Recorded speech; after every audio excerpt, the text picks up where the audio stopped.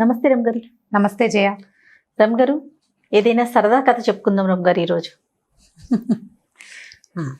ఈ మధ్య మనం సరదా కథలు ఎక్కువ చెప్పుకుంటున్నాం. నేను పడి పడి నవ్వుతూనే ఉంటున్నా స్టోరీ అయ్యే వరకు. చాలా మంది మేము బాగా నవ్వుకున్నాం అని చెప్తున్నారు.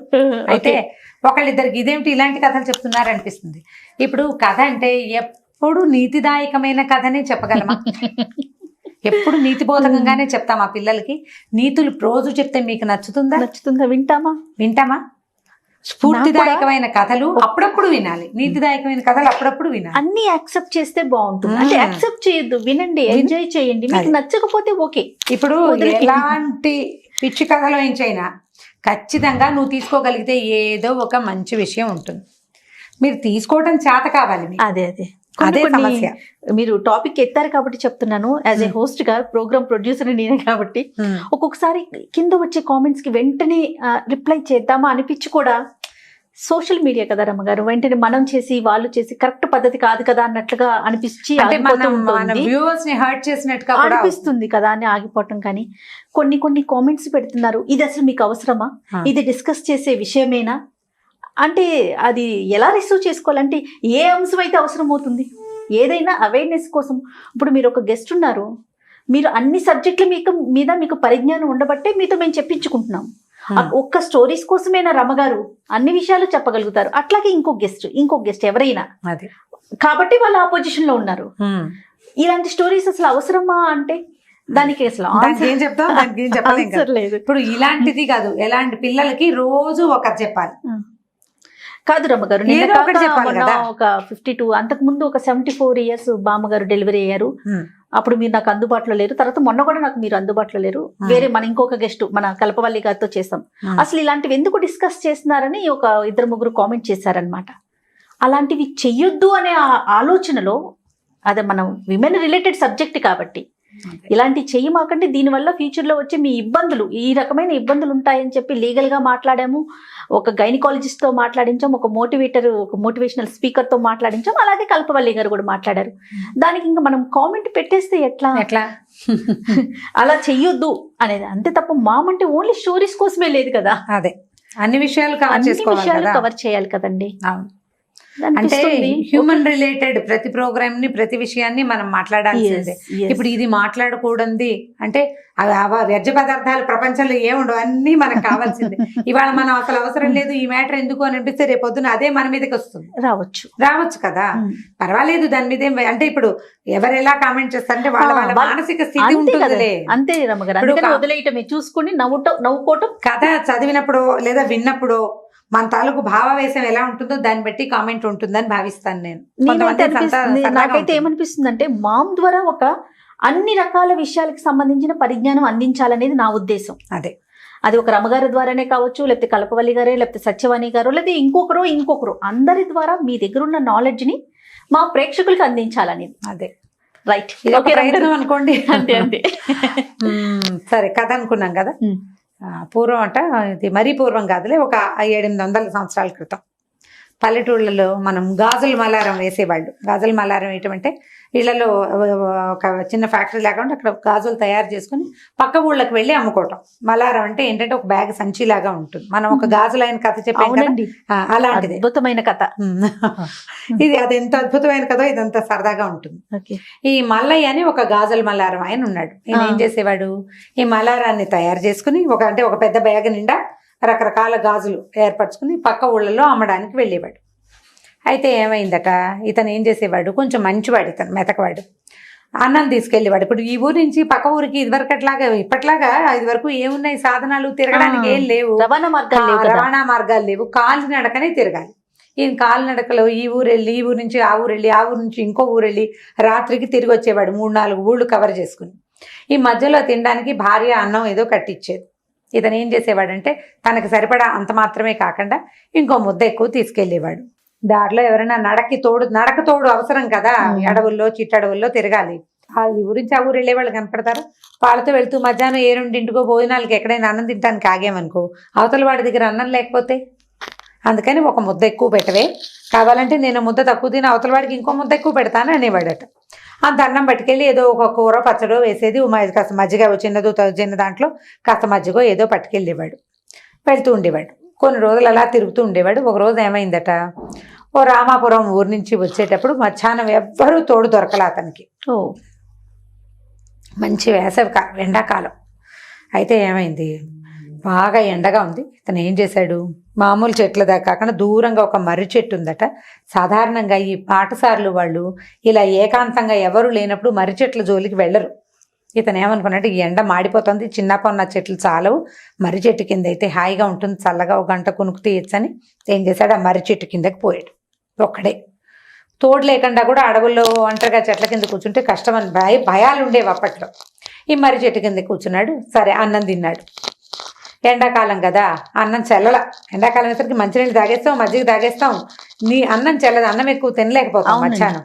ఈయన చేశాడు, బాగా ఆ గిన్నెలో అంత అన్నం ఉండిపోయింది. తను ఏమనుకున్నాడు, సరేలే ఏ కుక్కలో ఏవైనా జంతువులో తింటాయి, కాకులైనా తింటాయి అని చెప్పి ఓ బాదం ఆకుల విస్తరి తెచ్చుకుంటాడు అన్నం తినేటప్పుడు. ఆ విస్తట్లోనే అన్నాన్ని పెట్టి ఆ మర్రి చెట్టు మొదట్లోనే ఓ పక్కకు పెట్టేసి ఇతను వెళ్ళిపోయాడు. దారిలో వచ్చేసాడనమాట. 2 రోజులు గ్యాప్ తీసుకున్నాడు. ఎందుకంటే ఎవరు నడకదారిలో తోడలేరు, ఎండ మాడిపోతుంది, ఒక్కడనే అవుతున్నాను అని మానుకున్నాడు. అయితే ఏమైందట, ఆ రోజు ఏ రోజైతే ఇతను అన్నాన్ని వదిలిపెట్టాడో ఒక బ్రహ్మరాక్షసి ఒకటి ఆ దారిలో వెళ్తోంది. ఏమనుకుందంటే, ఈ ఎండాకాలం చాలా అన్ని చోట్ల చెట్లు ఖాళీ అయిపోతుంటాయి, పక్షులు అవి కూడా ఉండవు, ఆహారానికి మనుషులు దొరకరు, జంతువులు దొరకవు, ఎండాకాలం అందరికీ సమస్యే. ఈ బ్రహ్మరాక్షసి మర్రి చెట్టు అయితే నీడగా ఉంటుంది, దీని దగ్గర బాగా పక్షులు అవి ఇవి జంతువులు చేరతాయి, ఇక్కడ దేన్నైనా స్వాహ చేయొచ్చు అని అనుకుని అది ఆ మర్రి చెట్టు దగ్గరకు వచ్చింది. ఈ మర్రి చెట్టు మొదట్లో అంత బాదమాకులు ఆకుపచ్చగా విస్తరి, అందులో తెల్లగా ఇంత అన్నము, అంత ఆవకాయ కనపడేసరికల్లా ఇది ఏమిటో ఇది చూద్దామని చూస్తే అదేదో ఖాద్య పదార్థంలాగా తెలుసు, అంటే తినే పదార్థం అని అర్థమైంది. ప్రయత్నం చేసి చూద్దామని అది అప్పటిదాకా జంతువుల్ని పక్షుల్ని ఎప్పుడైనా మనుషుల్ని కూడా భోంచేసింది. అన్నం ఏనాడు దాని బతుకులో తినలేదు. అన్నం చూసింది, ఆవకాయ కొద్దిగా తీసుకుని నాలుగు రాసుకుంటే సర్రమంది మొదట, తర్వాత బాగున్నట్టు తోచింది. ఇదేదో బాగుందని ఈ అన్నము ఆవకాయ చక్కగా కలుపుకుంది. అంతకుముందు ఆవకాయ అన్నం కలుపుకున్న ఆనవాళ్ళు కనపడుతున్నాయి, ఆకులు ఎంగిలాకే కదా అది. అక్కడి నుంచి అన్నం తినేసింది. తిన్నాక అన్నం దానికి విపరీతంగా నచ్చిందట. ఎంత బాగుంది, ఇట్లాంటి ఆహారం తినేవాడు ఎవడో ఇక్కడ వదిలిపెట్టాడు, ఆ వదిలిపెట్టిన వాడిని పట్టుకుని వాడి వెనకాల వెళ్ళిపోవాలని చూస్తోంది. పైగా ఆ ఎంగిలాకులో తినేసరికల్లా ఆ వ్యక్తి మీద దానికి చాలా ప్రీతి కలిగింది. అవతల అతను అన్నం తిని మరి ఇంకెక్కడ పెడతాడు, ఓ ఆకు తెచ్చుకున్నాడు, అందులో అన్నం తిన్నాడు, మిగిలిన అన్నం అందులో పెట్టాడు. అతను ఎంగిలాకే కదా తినేసరికల్లా వీడెవడో వస్తే వాడు వెనకాల వెళ్ళిపోదామని నిశ్చయించుకుని ఉంది. 2 రోజులు గ్యాప్ తీసుకున్నాడు కదా మల్లయ్య. 3వ రోజు మధ్యాహ్నం వచ్చాడు. వచ్చాక ఏం చేశాడు, ఇదే దారిని వచ్చాడు, ఎవ్వరూ లేరు, ఆ ఊళ్ళో బేరం అయిపోయింది. వచ్చి మర్రి చెట్టు దగ్గరకు వచ్చాడు. యాజ్ ఇట్ ఈస్గా వచ్చాడు. అన్నం తీసు తిన్నాడు. ముందు రోజు ఇంత అన్నం మిగిలిపోయింది కదా ముందుసారి వచ్చినప్పుడు, ఈసారి అన్నం ఒక ముద్ద తక్కువ తెచ్చుకున్నాడు. సరే, అన్నం తిన్నాక ఇంకా కాస్త కొద్దిగా, అంతకుముందు ఇంత మిగిలింది, ఈసారి ఇంతే మిగిలింది. అన్నం తిని కాసేపు కాళ్ళు చాపుకుందామని పడుకున్నాడు. కాస్త పై పంచి పరుచుకుని, నేల మీద ఏం పడుకుంటారు, చెట్ల కింద పురుగు పుట్రా ఉంటాయి, తువ్వాళ్ళు ఏవో ఉంటాయి కదా భుజాల మీద, ఓ తువ్వాలు పరుచుకుని నెతికిని చేయబెట్టు పడుకునేసరికి ఎవరో ఆడ మనిషి ఏడుస్తున్నట్టు వినపడింది. ఎవరో ఏడుస్తున్నారు, ఎవరమ్మా కేకలు పెట్టాడు. తీరా చూస్తే కాస్త అవతలగా ఒక ఆడ మనిషి, ఓ నడి వయసుది, ఒక 40 ఏళ్ళు ఉంటాయి, ఒక మనిషి కూర్చుని ఏడుస్తుంది, ఏదో పాత చీర కట్టుకుని ఉంది. ఉండేసరికల్లా అన్నాడు, అమ్మా ఎవరమ్మా, ఏమిటి ఇంత మధ్యాహ్నం వేళ ఇక్కడ ఎవరు లేరు, ఇక్కడికి ఎందుకు వచ్చావంటే, కాదండి నేను మా ఆయన ఇద్దరం వచ్చాము, ఆయనేమో ఎటో దారి తప్పిపోయాడండి, ఎటు వెళ్ళిపోయాడో తెలీదు అంటే, మీ ఆయన పేరు ఏమిటంటే, మా ఆయన పేరు నేను ఎలా చెప్తానండి అంటుంది. మొగుడు పేరు చెప్పాల. మీ ఊరు పేరంటే, ఏమిటోనండి అదేదో ఊరు, అది నాకు తెలియదు. ఏ దారిని వచ్చావు, ఏమోనండి, అన్నిటికీ ఏమోనే, సమాధానం లేదు. ఈయనేమనుకున్నాడు, ఇది ఎవరో వెర్రిబాగుల దానిలా ఉంది, పోనీ అమ్మాయి ఓ పని చెయ్యి, నేను మా ఊరు వెళ్తున్నాను, నువ్వు మా ఊరు వచ్చేసేయి, మా ఊళ్ళో ఉన్న పెద్దవాళ్ళు ఎవరికైనా నలుగురికి చెప్తే మీకు ఇన్ని తాలూకు వాళ్ళు ఎవరైనా ఉన్నారేమో కబుర్లు చేస్తారు. ఇవేముంది, పాత రోజుల్లో అలాగే చేసేవాళ్ళు. ఓ 4 రోజులో 10 రోజులో ఎంతో కొంతకాలం మా దగ్గర ఉందు కానీ మా ఊళ్ళో అనేసరికల్లా అమ్మాయింది, బాబు ఊరికే ఎందుకుంటానండి, మీ ఇంట్లోనూ నేను కాస్త ఒక ముద్ద అన్నం పెట్టించండి, తోచిన పని చేస్తాను, నేను చెయ్యలేని పని ఏదైనా చెప్తేనే వెళ్ళిపోతానండి, అప్పటిదాకా మా ఆయన వచ్చేదాకా మీ ఇంట్లోనే ఉంటానండి అని. బాగుందిగా. పాప అమ్మాయి ఎప్పుడు తిన్నావో, నేను ఎంగిల్ చేశాను అనుకో, మరి ఒక ముద్ద అన్నం ఉంది తింటావా అంటే, అయ్యో ఎందుకు తినండి, పరమానందంగా తింటానని ఆయన పెట్టిన అన్నం ఆవకాయ వేసుకుని మజ్జిగ పోసుకుని శుభ్రంగా ఆయన ఎంగిల్ అన్నం అంతా తినేసి వెనకాలే వచ్చింది. వస్తే సరే వీళ్ళు ఏదో సామాన్య సంసారి గాజుల వ్యాపారం, ఏం డబ్బులు ఉంటాయి వాళ్ళ దగ్గర. సరే వీళ్ళు ఏమనుకున్నారు, జీతం గీతం ఇవ్వలేనమ్మా, అన్నం పెడతానన్నాడు. అబ్బో అదే మహద్భాగ్యం, నాకు కావాల్సింది అదే అని వచ్చేసింది. అమ్మ నీ పేరు ఏంటంటే రాకాశమ్మ అని చెప్పింది. రాకాశమ్మ, అదేం పేరు ఇలా ఉంది పేరు అని అనుకున్నారు. మనిషి చూస్తే మామూలుగానే ఉంది, జుట్టు గిట్టు మొహం అన్ని బాగానే ఉన్నాయి. ఏదో ముత్తైదు పాపం భర్త ఉన్నాడు, ఎక్కడో పోయాడు, ఇప్పుడు కనపట్లేదు. నల్ల పూసలు గాజులు గీజులు బాగా కనపడుతున్నాయి. సరే ఇక అట్ట పెట్టుకున్నారు. అన్ని పనులు చేసేది. చక్కగా 3 పూట్ల 3 పొద్దుల అన్నం తినేది. ఏదైనా స్వీట్ పెట్టినా తినేది కాదు, అన్నం పెట్టు అని అడిగేది. వీళ్ళు ఏం చేశారు, స్వీటు బోటు పళ్ళు గిళ్ళు ఏం తిందు, 3 పొద్దుల అన్నమే కదా, ఏముంది పొద్దున్నే చద్దెను, మధ్యాహ్నం వేడను, రాత్రి కాస్త వేడిగానే చీకటి పడకుండా అన్నం తినేసి పడుకుంటుంది. అన్ని పనులు చేస్తుంది. బాగానే ఉంది. రోజులు గడిచిపోతున్నాయి. ఆ అమ్మాయి ఊరెళ్తానందు, దాని మొగుడు ఎవడో తెలియదు వీళ్ళకి. అలా గడిచింది. ఇప్పుడు ఎండాకాలంలో వీళ్ళ ఇంటికి వచ్చిందా, వర్షాకాలం పోయింది, శీతాకాలం కూడా వచ్చింది. అంటే నవంబర్ వచ్చింది, డిసెంబర్ వచ్చింది. వచ్చేసరికల్ ఏమైంది, నవంబర్ డిసెంబర్ వచ్చేసరికల్ పొద్దులు చిన్నవి, అవును పగళ్ళు చిన్నవి కదా. ఈ శరదృతు అంటే ఈ కాలం వచ్చేసరికల్లా మనకి సంక్రాంతి పండగకి ముందు గాజులు విపరీతంగా బేరాలు అవుతాయి, డబ్బులు వస్తాయి కదా. సంక్రాంతి రోజులు వచ్చేసరికి డిసెంబరు జనవరి రోజుల్లో ఏ వస్తువుకైనా వ్యాపారం బాగా సాగేది. పాత రోజుల్లో అంతే, ఇప్పుడు అంతే కదా. సరే ఇతను ఈ డిసెంబర్గా వచ్చేసరికల్లా మార్గశిర మాసం చలి రోజులు, పిల్లలు ఇతను ఇంటికి తిరిగి వచ్చేసరికి తల్లి పిల్లలు అందరూ నిద్రపోతూ ఉండేవాళ్ళు. చీకటి పడిపోతుంది, పొద్దులు చిన్నవి కదా, రాత్రిళ్ళు పెద్దవి, చలి, దుప్పట్లు ముసుకేసుకుని పడుకునేవాళ్ళు. ఈయన బాగా చీకటి పడ్డాకే ఆ రాత్రిపూట వచ్చేవాళ్ళు. ఓ రోజు ఏమైందట, ఈ బేరం చేసుకుని ఆయన తిరిగి వచ్చేసరికల్లా వీళ్ళంతా నిద్రపోతున్నారు. ఈయన భార్య, రైతు భార్య రాకాశమ్మ, అయ్యగారు వచ్చినట్టున్నారు, తలుపు తీవే అందుకు. తీవే అనగానే రాకాశమ్మ కూడా చాపేసుకుని మూల పడుకుంది. పొడుగ్గా చేయి చాపి తలుపు తీసింది. తీసేసరికల్లా ఈవిడ ఒత్తిగిల్లు చూసింది. రైతు భార్య, ఈ అమ్మాయి ఇక్కడి నుంచి లేచెళ్ళలేదు, చెయ్యి మాత్రం సాగి తలుపు దాకా వెళ్ళిపోయింది అనే సంగతి అర్థమైపోయింది. ఈవిడ బిగుసిపోయింది, అమ్మో ఏమిటిది అని. ఈయన లోపలికి వచ్చాడు. లోపలికి వచ్చేసరికల్లా రాకాశమ్మ పడుకుంది. ఈయన లోపలికి వచ్చాడు. ఏమే అన్నం పెడతావుటే అని లేపాడు భార్యని. మరి భార్య కదా అన్నం పెట్టాలి. ఆవిడ వణుక్కుంటూ లేచొస్తే, అదేమిటే అంత చలిగా ఉందా, వణికిపోతున్నావు, దుప్పటి కప్పుకొని అన్నం పెట్టన్నాడు. ఈవిడ శాలువా ముసుకేసుకుని వంటింట్లోకి వచ్చి, దుప్పటి చలి వణుకు కాదురా నాయన నీ మొహమండా, నువ్వు దాన్ని ఎవరితో తెచ్చావు, అది మనిషి కాదు, ఆవిడ పడుకుని ఇక్కడి నుంచి తలుపు తీసింది అనేసరికల్లా, అదేమిటి నీ ఏం కాదన్నాడు. కానీ ఆయన ఆలోచించుకున్నాడు, ఈ అమ్మాయి తలుపు తీసిందా, ఇప్పుడు ఒక మనిషి నేను వచ్చి తలుపు తీసాను అనుకో, తలుపు తీస్తే అవతల మనిషి వచ్చేసరికి నేను మంచం మీదకి ఎలా వెళ్ళి పడుకుని నిద్రపోతాను, పడుకోలేరు కదా, పడుకోలేరు, ఎవరైనా అంతే కదా. ఇక్కడి నుంచి అక్కడికి వెళ్ళాలంటే టైం పడుతుంది. నేను లోపలికి వచ్చినప్పుడు రాకాశమ్మ చాప్ మీదే మూల పడుకుని నిద్రపోతుంది అంటే నిజమేనమాట. సరే ఈ అమ్మాయిని అబ్జర్వ్ చేయాలనుకున్నారు. ఓ 2-3 రోజులు చూసాక దీన్ని వదిలించుకోవాలి, ఇది మనిషి కాదు, ఏం చెయ్యాలి. అక్కడి నుంచి అన్నాడు, రాకాశమ్మ ఇంత ఇల్లు చిన్నది కానీ మనకి బోల్డ్ అంత పెరడుందమ్మా, చుట్టూత ప్రహరీ గోడ కట్టి మొక్కలు పెట్టుకుంటే బాగుంటుందమ్మా అన్నాడు. దాందేముందండి, కట్టేద్దామంత. అప్పటిదాకా ఈ అమ్మాయి ఇంటి పనులే చేయటం వాళ్ళకి తెలుసు, చకచకా పనిచేస్తుంది.